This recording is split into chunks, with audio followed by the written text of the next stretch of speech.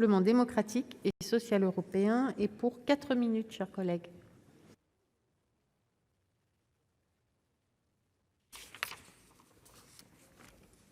Merci Madame la Présidente, Madame la Ministre, Madame et Messieurs les rapporteurs, chers collègues. Nos discours sur l'immigration font preuve d'une étonnante inventivité lexicale. Étrangers, réfugiés, migrants, exilés, demandeurs d'asile ou encore clandestins et sans-papiers. Mais au-delà des mots, nous parlons d'abord de femmes, d'hommes, d'enfants qui méritent que notre nation leur réponde par une politique claire, digne et à la hauteur des valeurs républicaines et humanistes que nous portons. Aussi, le budget dont nous discutons les crédits est une chance pour le débat démocratique. Si ces enjeux sont actuels, ils concernent aussi le long terme pour notre pays, au vu de l'importance de définir une politique d'intégration acceptable. À l'heure où l'Union européenne entend donner un nouveau cadre à la politique migratoire, nous voulons saluer l'effort qui est produit à travers la hausse des crédits.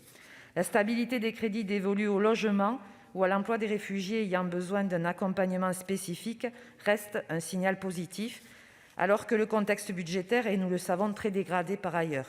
Toutefois, il demeure quelques inquiétudes. Je pense d'abord aux administrations en charge de l'accueil des ressortissants étrangers qui arrivent sur notre territoire. Alors que le nombre de demandeurs connaît une hausse continue, l'OFII et l'OFPRA doivent pouvoir exercer leur mission efficacement et dans des conditions respectant la dignité de ses usagers. Si, s'agissant de l'OFPRA, nous retenons avec satisfaction que son financement est en hausse, la situation de l'OFII est plus préoccupante, puisque ses subventions diminuent. Or, toutes les difficultés qu'il pouvait connaître jusqu'alors, outre ces difficultés, l'Office souffre de la pandémie et peine à répondre aux sollicitations des demandeurs d'asile et des réfugiés. La baisse de ses moyens dans ce contexte complexe nous étonne autant qu'elle nous inquiète. S'agissant par ailleurs de la gestion de l'immigration irrégulière, je ne suis pas la première à attirer votre attention, Madame la Ministre, sur la situation préoccupante des centres de rétention administrative qui suscitent régulièrement la condamnation de l'État et des injonctions du juge administratif. La crise du Covid-19 nous force à traiter le problème de la promiscuité dans ces centres, d'autant plus que la fermeture des frontières place ceux qui y sont retenus dans un état d'attente préoccupant. Le Défenseur des droits avait alerté très tôt, dès le mois de mars, sur cette question.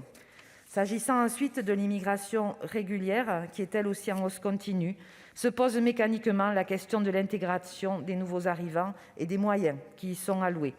Nous le disions déjà lors de nos discussions sur la loi du 10 décembre 2018.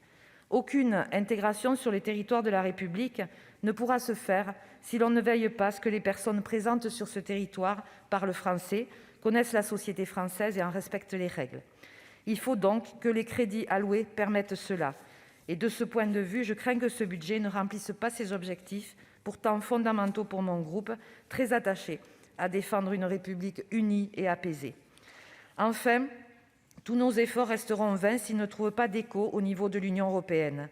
Alors que la présidente de la Commission européenne a mis en œuvre depuis le mois de septembre une réforme profonde de la politique migratoire, que celle-ci suscite de nombreux débats, voire l'opposition de certains États membres, au risque de mettre à mal la solidarité européenne, il est crucial que la France s'engage pour une juste répartition des efforts d'accueil et d'intégration, toujours dans la dignité, mais aussi sans remettre en cause notre conception universaliste de la société autour des valeurs de la République.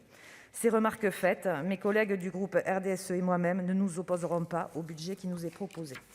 Merci. La parole est à Madame la présidente Éliane Assassi pour le groupe communiste, républicain, citoyen et écologiste et pour 4 minutes, chers collègues.